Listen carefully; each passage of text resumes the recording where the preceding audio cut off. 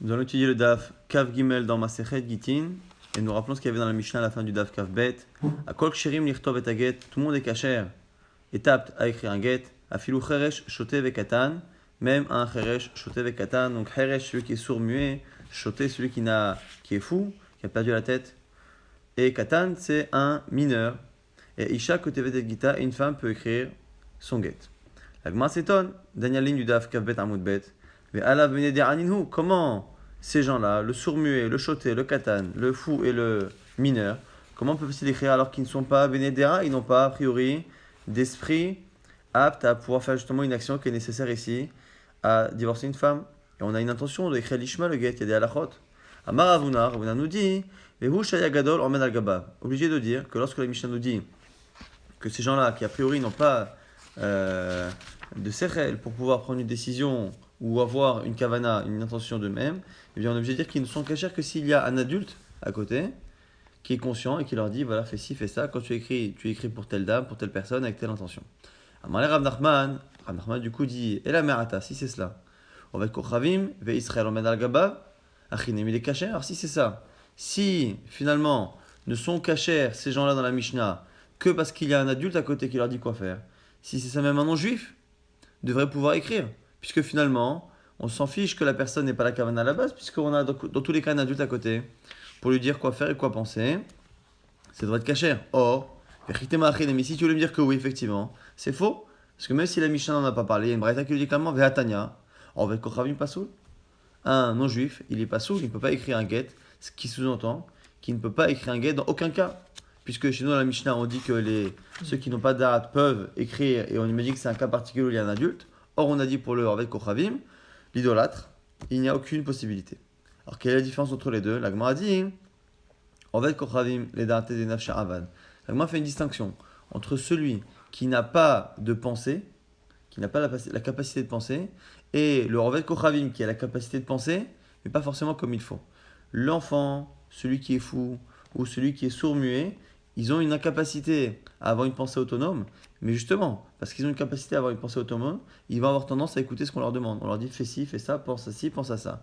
Avec Kochavim, l'idolâtre, le problème c'est pas qu'il n'est pas autonome dans sa pensée, c'est qu'il a une pensée autonome, mais qui ne correspond pas forcément à ce qu'on va lui demander. Il risque finalement de ne faire les choses que comme il en a envie, et non pas comme on lui demande. Donc c'est la raison pour laquelle, selon Ravuna, il ne serait pas caché. Et Rav Nachman qui a posé la question justement à Ravuna en disant, mais attends, tu peux pas expliquer la Mishnah comme cela, parce que sinon, un non-juif devrait être caché.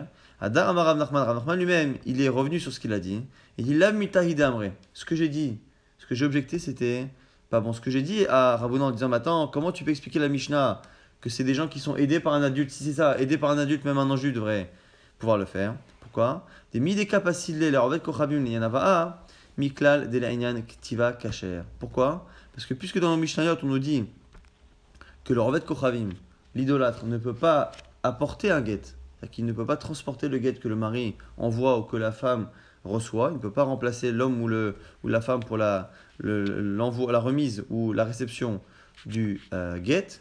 Mikla de l'Enyan Kitiva Kacher. Moi, j'ai déduit de là que la Mishnah pense qu'il peut, oui, écrire un guet. La Gomadima Vehatania, on vient de citer une braïta qui dit que Rovet Kochavim Pasoul un idolâtre ne peut pas écrire.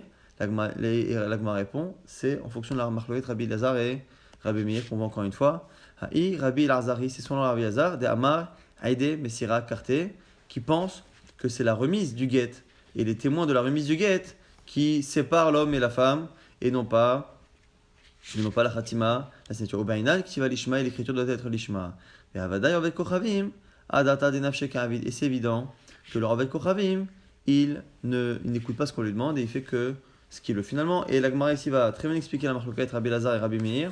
Une fois pour toutes, encore une fois, Rabbi Lazar pense que c'est la remise du guet qui réellement donne toute la force à ce document, à cette action. Et donc les témoins dont on a besoin, parce qu'on dit que les témoins dans un Gitin ou Kiddushin, ce sont des témoins qui font partie, qui sont acteurs dans l'action. Et lesquels sont acteurs? Ceux qui assistent à la remise, selon Rabbi Lazar. Selon Rabbi Meir, c'est la Khatima, c'est la signature. Qu'est-ce qu'il y a comme nafkamina entre les deux? Grand nafkamina, c'est que la Torah a demandé à ce qu'on écrive le get lishma. Vekatavla, il lui écrira pour elle. La Gemara dit évidemment que c'est pour elle. C'est quoi pour elle? C'est qu'il faut écrire un get à l'intention de la femme. Selon Rabbi Lazar, selon Rabbi Lazar, où l'essentiel du get est dans le fait de donner, lorsque la Torah dit Vekatav là, eh bien, on le lit au sens propre du terme, c'est-à-dire que l'écriture doit être écrite l'ishma. Quand elle lui dit moi un tel, je divorce un tel, ça doit être écrit l'ishma. Selon Rabbi Meir, où l'essentiel du get se fait dans la khatima, dans la signature, qui est une partie finalement de l'écriture. Lorsqu'on écrit un document, eh bien, il y a un début, il y a un milieu, et à la fin, on fait des signatures. Selon Rabbi Meir, à chaque fois que la Torah donne des halachot sur la ksiva, sur l'écriture, pour lui, c'est l'avdavka, c'est pas réellement l'écriture, c'est la signature. Et donc, du coup, ici, on va avoir une grande différence. Ce que nous dit Sera Nachman, c'est qu'il n'y a pas de raison de s'étonner que la Mishnah et la Braïta se contredisent. La Braïta dit qu'un non-juif ne peut pas écrire un get. Pourquoi? Parce que même si on est à côté et qu'on lui dit quoi faire, il ne nous écoute pas. Et c'est quoi le problème?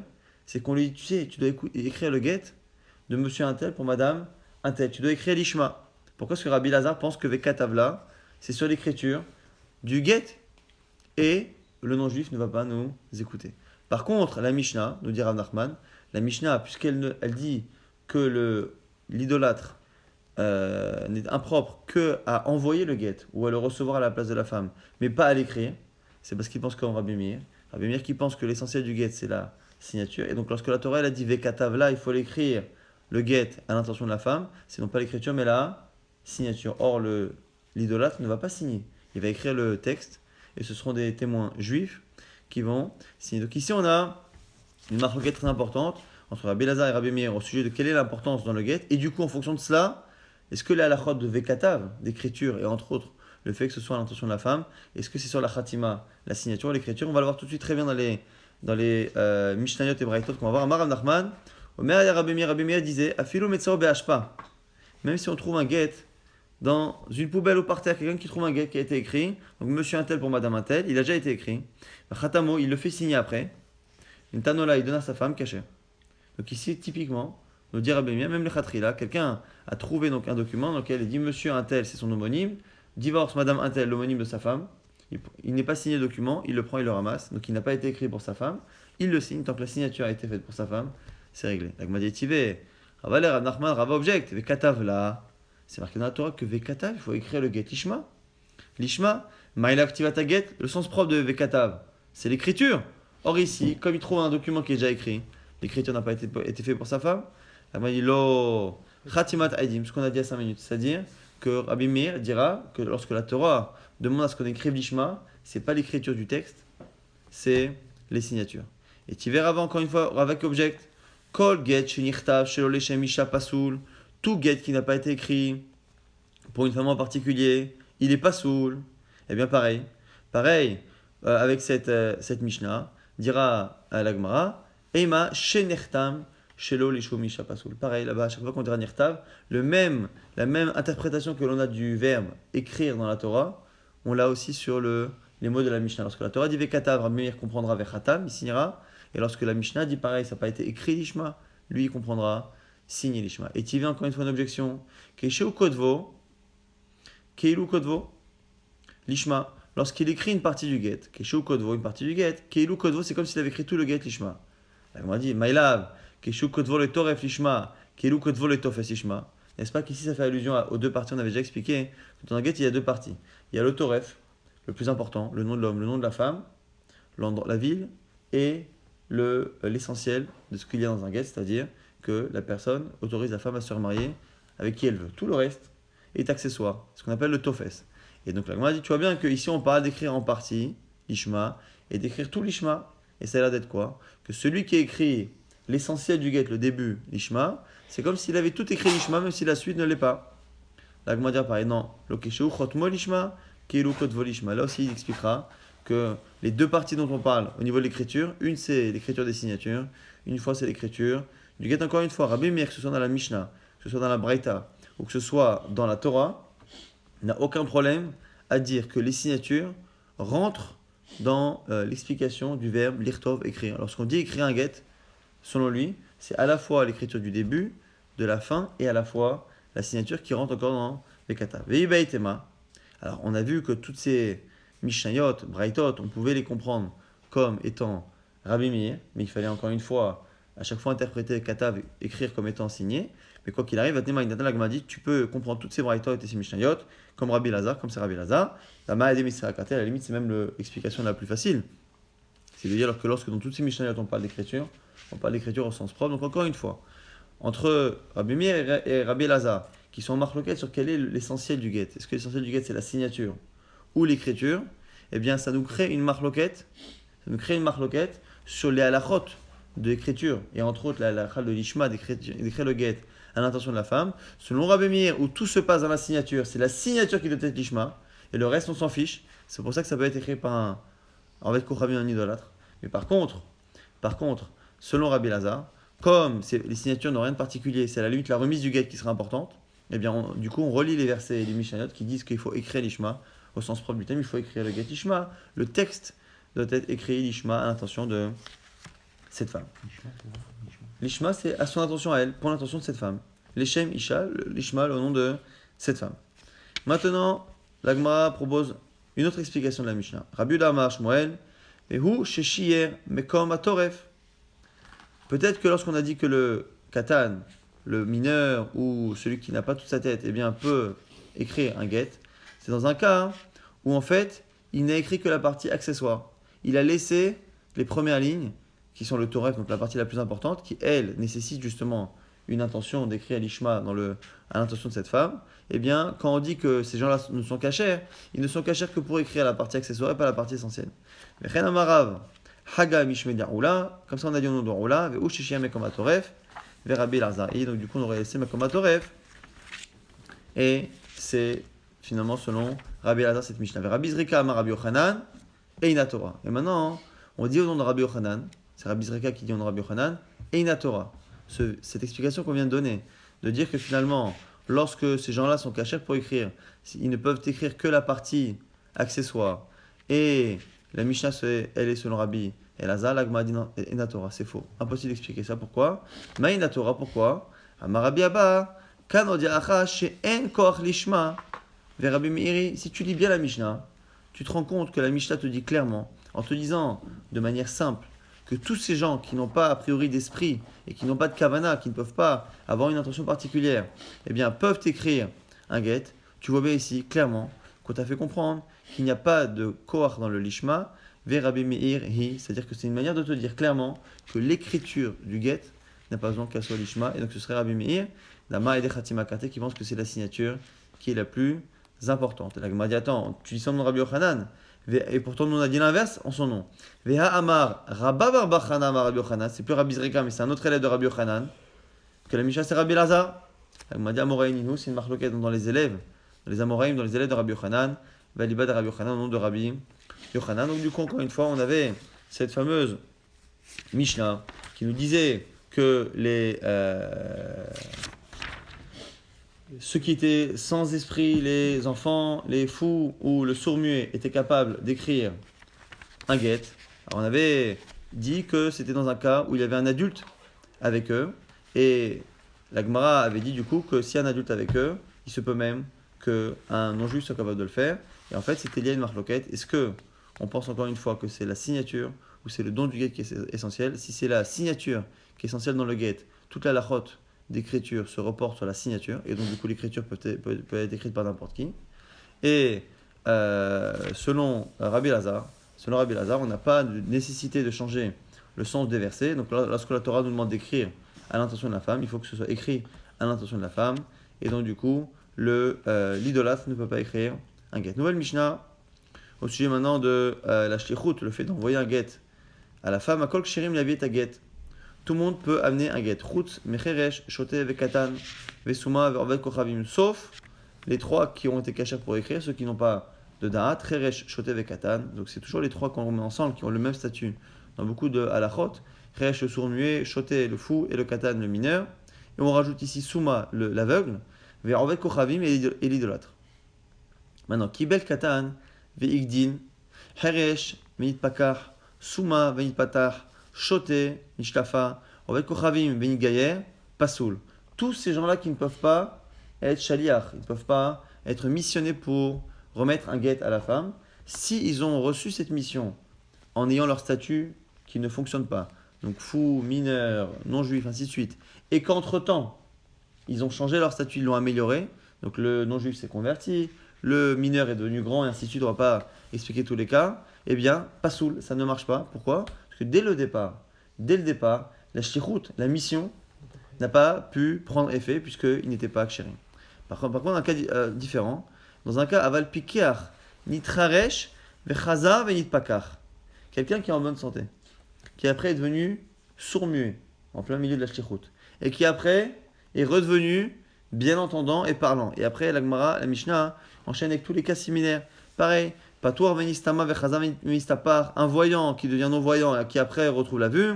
Shafou venishtata, vechaza venishtafa, quelqu'un de saint d'esprit qui devient fou et qui reprend ses esprits. Eh bien, tout cela kasher. Zeaklal, aussi la règle. Kol shetrilato vesofo bedaat kasher. Tant qu'au début de la shlichut, de la mission, et à la fin de la shlichut, il a tout son esprit, eh bien, il est kasher. Donc on voit finalement que quelqu'un qui n'a pas la possibilité de faire une shlichut, qui n'a pas d'esprit, plus l'aveugle et le non-juif qui a priori c'est pas un problème d'esprit, c'est autre chose.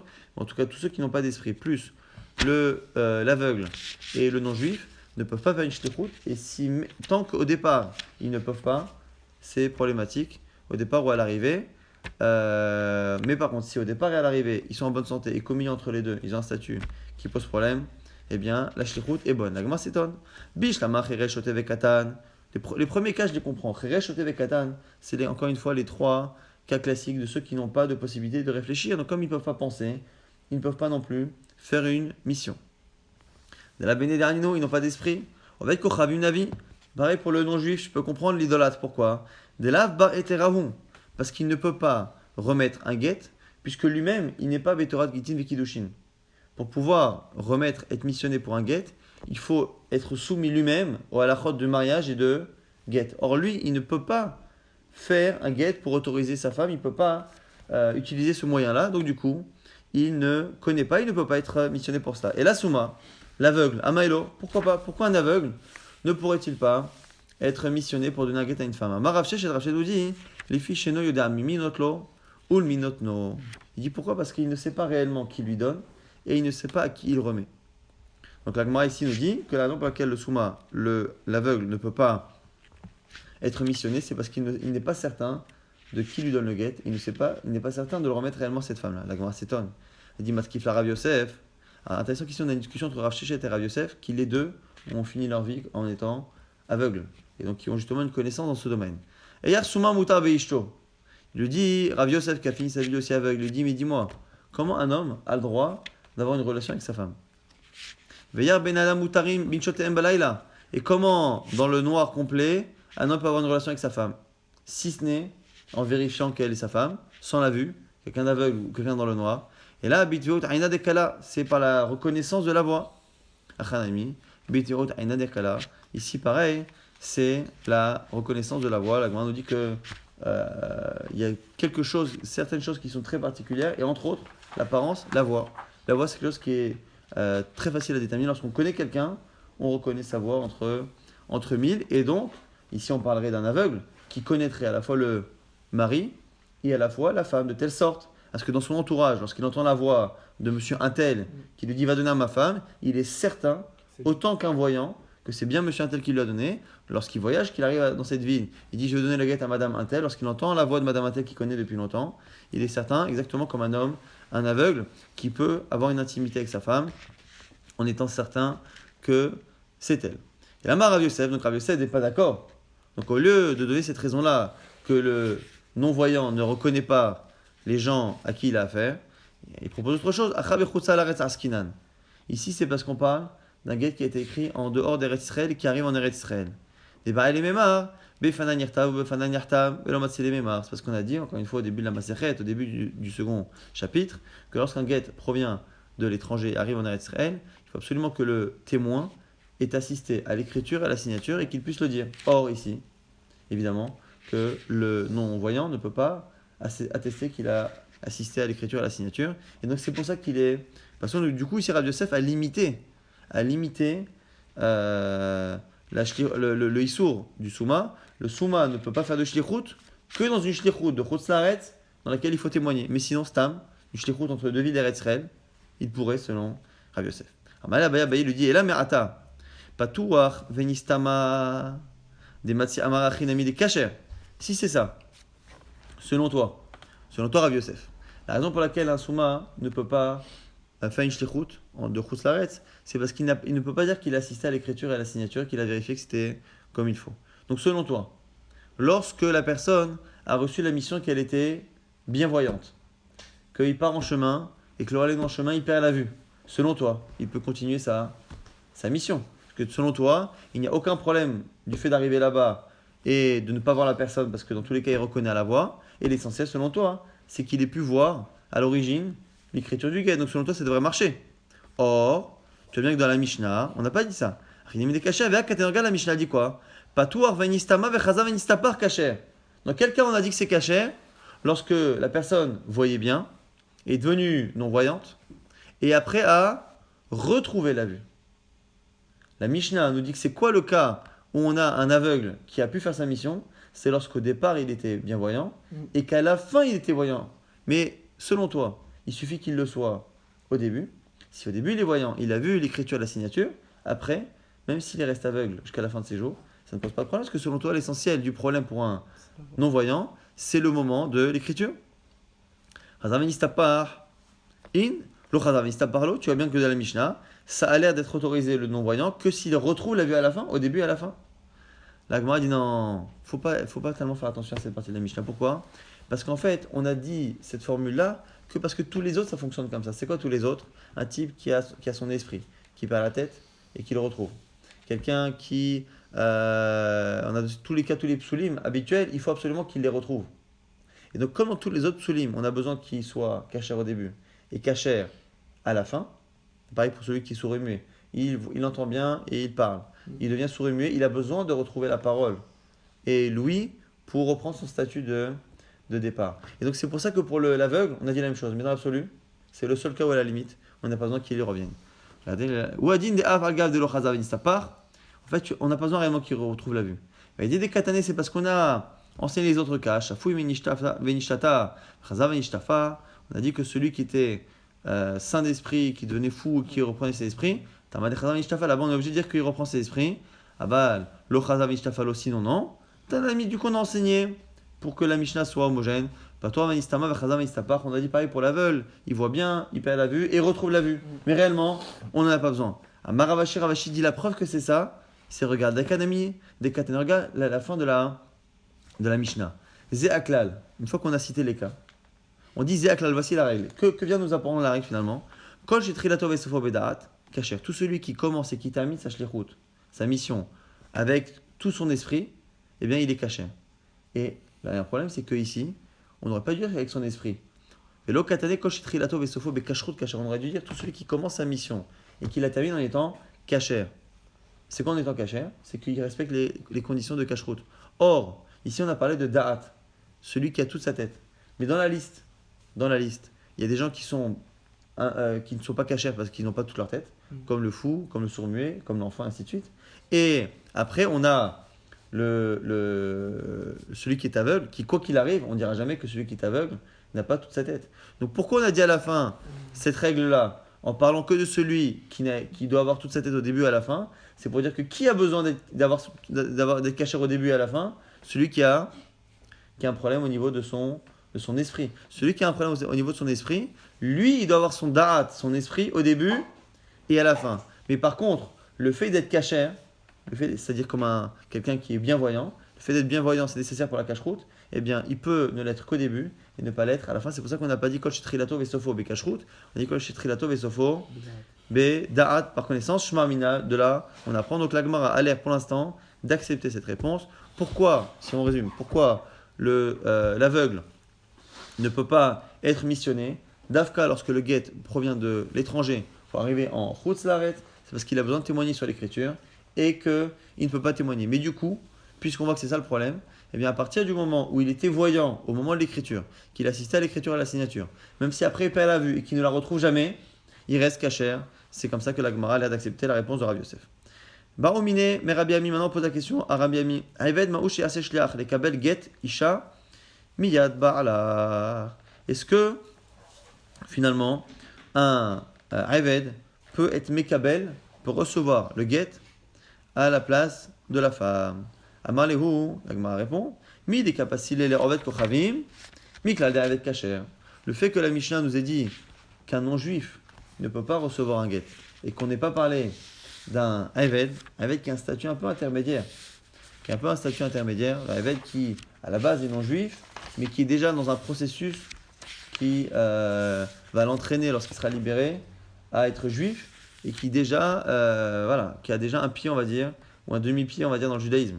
Et donc du coup, puisque la Mishnah a dit qu'il n'y a que le Orvet Kochavim, que l'idolâtre qui ne peut pas être missionné, cela sous-entend que la Eved peut l'être. Amar Avasi, Amar Rabbi Yochanan, la Gemara n'est pas d'accord. On a Rabbi Yochanan, En Aiven Aseh Shlach Lekabel Get Leisha Miad Ba'ala, les fiches Sheno Betorat Gitin Vekidushin. Lui dit non. La même raison qu'on a donnée tout à l'heure, puisque un Eved n'est pas soumis aux règles de Get et de Kiddushin, au niveau de la Torah, eh bien, il ne peut pas recevoir le Get à la place de la femme, puisqu'il n'est pas concerné par sa halachot. Là, elle est sur un object. Mat Kifla Rabbi Elazar, Ta'ama Bemilta, Deleteha Bemilta Deite, Kacher. La Gemara, dis-moi, tu es en train de dire que le Eved, il n'est pas Kacher pour le Get et Kiddushin. Pourquoi? Parce que ça ne le concerne pas. Ce qui sous-entend que par contre, pour n'importe quel autre shlichut, n'importe quelle autre mission pour laquelle il est concerné, il pourrait être missionné. Elle m'a dit non, regarde.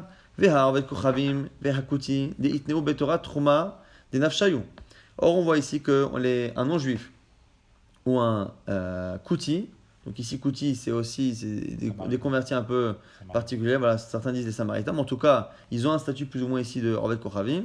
Eh bien, ces koutim ou ces idolâtres, ils sont concernés par les halachot de Trouma, donc ils peuvent, s'ils prélèvent la Trouma, ça fonctionne. Ditnan, Orvet Kochavim va kouti chez Tarmou, Michelahem Troumatan Trouma, c'est une Mishnah qui dit clairement qu'un non-juif ou un kouti qui prélève la Trouma de son champ, eh bien, c'est Trouma. Utnan, et on a une Mishnah qui dit Orvet Kochavim chez Taram chez l'Israël, Afilo Birshut, En Troumato Trouma. Si un non-juif prélève pour moi, même avec mon autorisation, je lui dis, tu sais, tu peux te prélever pour moi, va sur mon champ, prélève pour moi la Trouma. S'il le fait, ça ne fonctionne pas. Donc ici, la Gemara nous dit clairement qu'un non-juif, même s'il est concerné par une halakha, il ne peut pas être mon shaliach, il ne peut pas être missionné pour faire pour moi une halakha qui le concerne.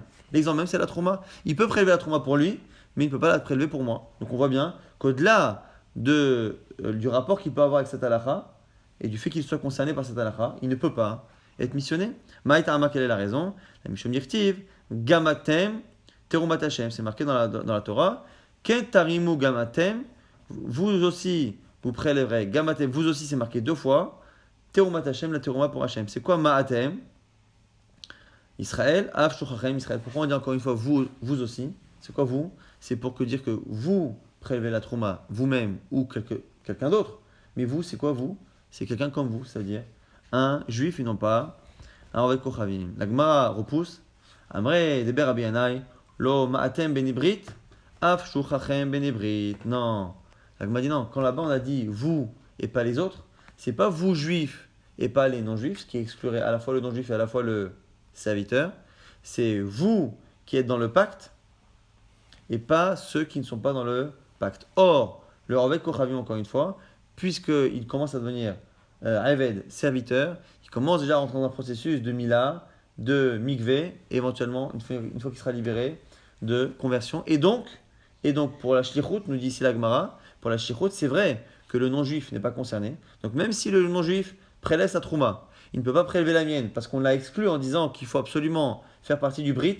Or, les serviteurs font partie du Brit. Donc c'est la raison pour laquelle la Gemara peut continuer de penser qu'un serviteur, de manière générale, un serviteur peut être shaliach, il peut être missionné. La question, et c'est la marloquette qu'on a vue à l'instant, est-ce qu'il peut être missionné pour le get et le kiddushin? Donc, le fait d'être missionné, un non-juif ne peut pas être missionné, même pour quelque chose, une halakha qui le concerne. Pas de mission pour un non-juif. Par contre, un eved, un serviteur, peut être missionné. La question maintenant, qui est entre Rabbi Yochanan et le premier avis de la Gemara, c'est est-ce qu'il peut être missionné que sur des halakhot qui le concernent, et donc pas les divorces, ou que si justement le concerne. Donc, est-ce que tout ce qui le concerne ou pas, c'est la marloquette dans la Gemara. Amar Rabbi Chia, Baraba Amar Rabbi Yochanan. Non, Rabbi Yochanan. En Aven Na'aseh Shliach Lekabel Gatisha Miyad Barla, qui dit que, encore une fois, il ne peut pas recevoir le get pour la femme. Les Ficheno Betorat Gitin Vekidoshin, la même raison qu'on a dit au-dessus, au nom de Rabbi Yochanan. Tout à l'heure c'était Rabbi Assi qui citait Rabbi Yochanan.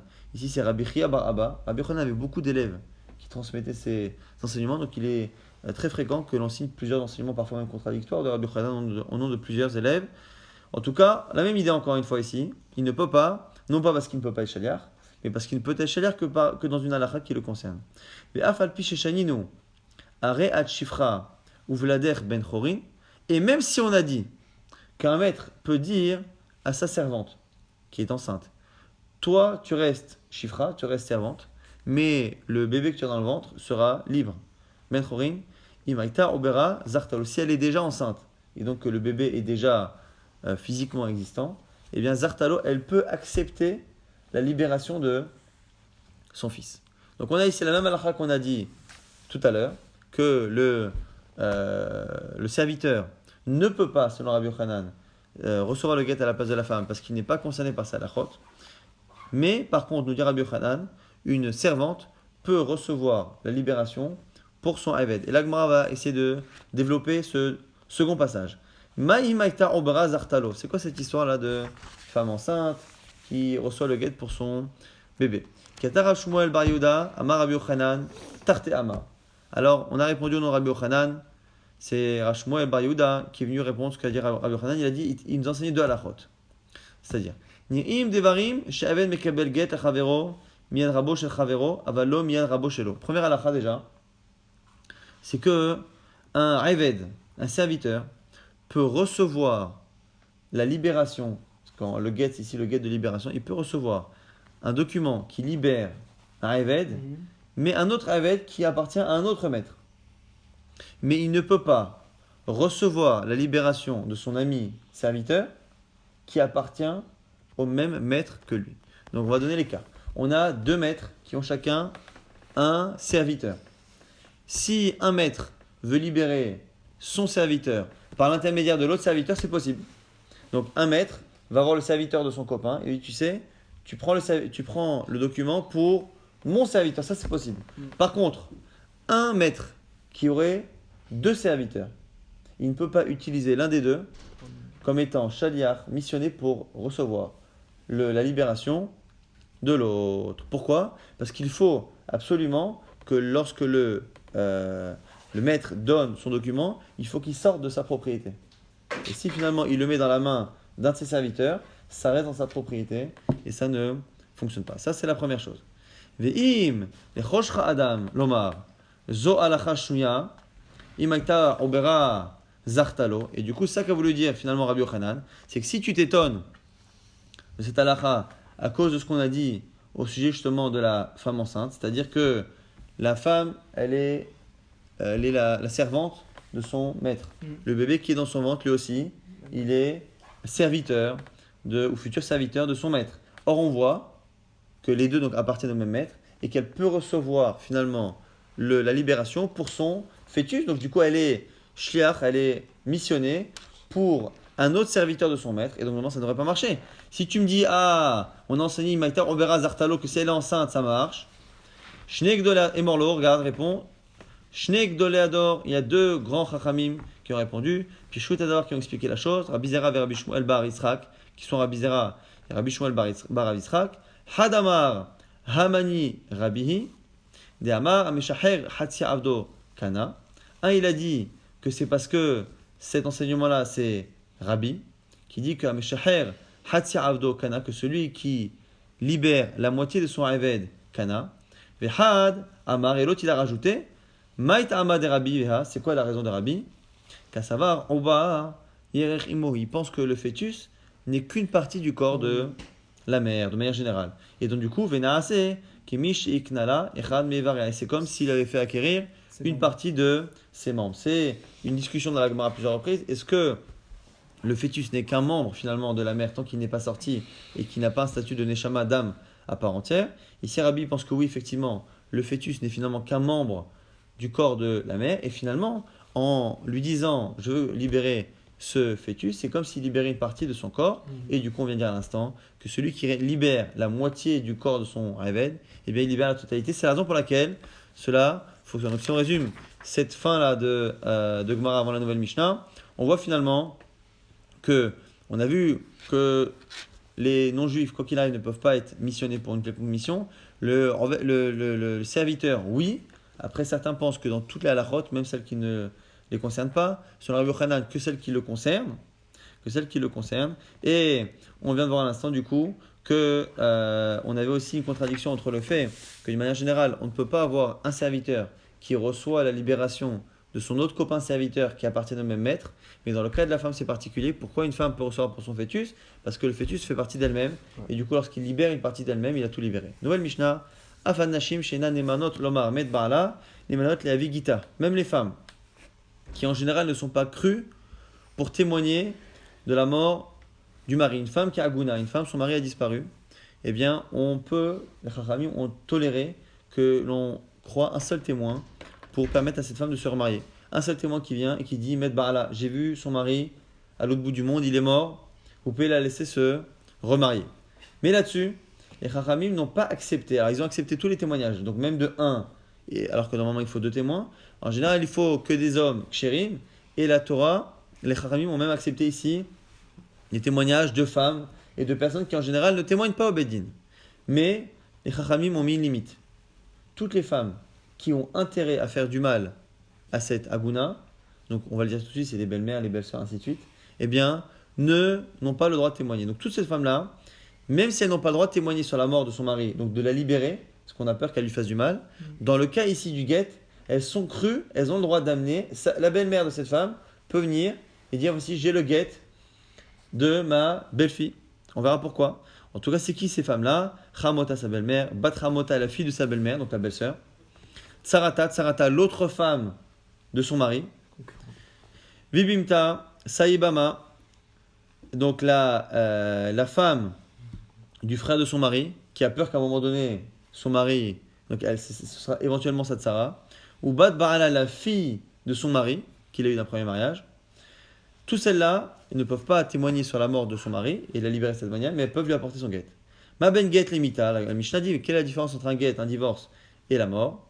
C'est quoi? Shaktav mochiach, que dans le cas où elles témoignent sur la mort, ces femmes-là, eh bien, on les croit à 100%.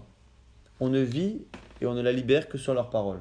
Or ici, il y a un guet, il y a un document écrit par un sofer avec des témoins. Ce qui veut dire que leur parole, eh bien finalement, ou leur action est limitée dans la cache-route finalement de ce guet. Aïcha Asma Meviat Gita, même une femme elle-même peut apporter son guet. Ou Bivach Itzricha Lomar, Befana Nirtam, ou Befana Nirtam, à condition qu'elle dise encore une fois Befana Nirtam, Befana Nirtam, qu'elle a vu l'écriture de la signature si ça vient de Chutz Laretz. La Gemara dit Vehat Anak Shem She'en Nemanot Lomar Med Baala, Kach En Nemanot la Vegita. La Gemara dit maintenant il y a une braïta qui dit que de la même manière que elles ne peuvent pas dire que le mari est mort, donc ces 5 femmes-là, la fameuse belle-mère, belle-sœur, belle-fille, ainsi de suite, elles ne peuvent pas dire que le mari de cette femme eh bien, est mort. C'est une braïta qui dit qu'elle ne peut pas non plus apporter son guet. Donc on a une contradiction frontale entre notre Mishnah, qui fait une distinction, qui dit que témoigner, donc une belle-mère, une belle-sœur, une belle-fille, ou une éventuelle tsara concurrente, ou une concurrente réelle, qui témoigne sur la mort du mari de cette femme-là, ça ne fonctionne pas. Lui apporter son guet, ça fonctionne. Et la braïta qui dit que non, les deux ne fonctionnent pas. Comment c'est possible? Amarav Yosef, Lokasha, Kan Baaretz, Kan Chutz Laaretz. Première réponse, différence entre le guet qu'on amène en Israël pour Israël et un guet qui vient de l'étranger pour Chutz Laaretz. C'est quoi la distinction? Baaretz Zela Vadibura Didaka Samchinan Memna. Lorsque le guet vient d'Eretz Israël, on n'a fait pas témoigner. Elle ne dit rien. Le guet vient de Chutz Laaretz. Donc, pourquoi on l'accepte? C'est parce que le document, on a une chazaka, une présomption qu'un document écrit Bekashrut. Un sofer a écrit l'Ishma, les signataires sont des bons signataires, et du coup, on n'a aucune raison de craindre. On ne compte pas sur sa parole. Donc, on n'a pas besoin de savoir qu'elle soit cachère, pas cachère. Elle n'est finalement qu'un facteur qui vient apporter le document. Elle n'a pas de mission, elle n'a pas de témoignage, nous dit Rav Yosef. Mais par contre, lorsqu'elle vient de l'étranger, ou en dehors du fait qu'elle qu'elle apporte ce guet comme un facteur, elle a aussi une mission de témoigner en disant Befana Nirtav, ou Befana Nirtav, j'ai assisté à l'écriture, j'ai assisté à la signature. À ce moment-là, Dadibura Dida Kasamrinan, on se base en partie, 10%, 15%, 30%, ce que vous voulez, sur sa parole. Au Mahemna, on ne la croit pas. Donc la réponse de Rav Yosef est simple. Pourquoi des fois elles peuvent apporter un guet? Pourquoi elles ne peuvent pas apporter un guet? Lorsqu'elles apportent un guet qui ne nécessite pas de témoignage, elles sont kshérotes. Mais dès qu'elles doivent témoigner, on ne les croit pas. Puisqu'on ne les croit pas pour dire son mari est mort, on ne les croit pas pour dire que le guet est caché. Donc on ne les croit pas pour témoigner parce qu'elles sont considérées comme étant ennemies potentielles de cette femme. Mais dès qu'il n'y a pas besoin de témoignage, il n'y a pas de raison de la rendre impropre au simple fait de transporter un document d'une ville à une autre. Abaye objecte dit c'est l'inverse. Amal Abaye, Adraba, c'est à four, c'est l'inverse.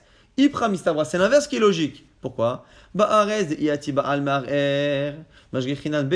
C'est quoi la crainte que l'on a? C'est que ces femmes-là, belle-mère, belle-sœur, belle-fille, aient envie de faire du mal à cette femme à cause d'éventuelles frictions présentes ou passées. Et du coup, finalement, lorsqu'on amène un guet qui est en Eretz Israël et qui est un faux guet, eh bien, on peut faire plus de mal à cette femme. Pourquoi? Parce que si on amène le guet en Eretz Israël, on ne demande pas à la personne de témoigner. Comme on ne demande pas à la personne de témoigner, eh bien, le mari peut revenir et remettre en cause ce guet.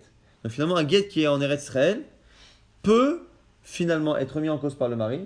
Il dit, mais attendez, vous avez amené un guet de ma part d'une ville à une autre en Eretz Israël, et vous ne m'avez pas demandé si je l'ai écrit, et vous n'avez pas vérifié si c'est l'ishma. Je reviens et je viens contester cela.